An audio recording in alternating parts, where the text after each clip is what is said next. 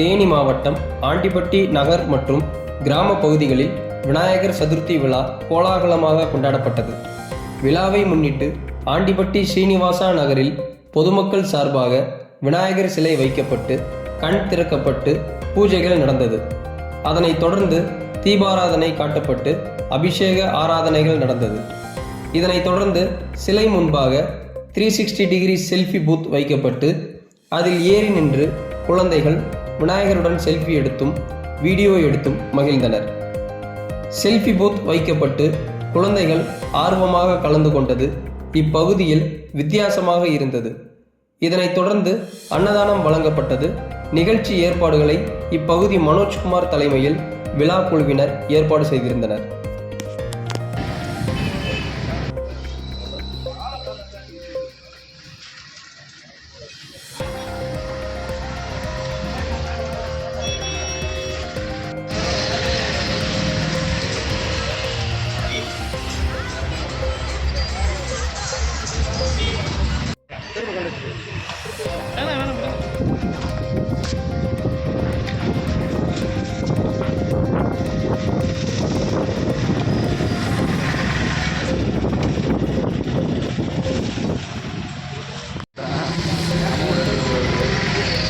சாயல் பார்க்கலாமா?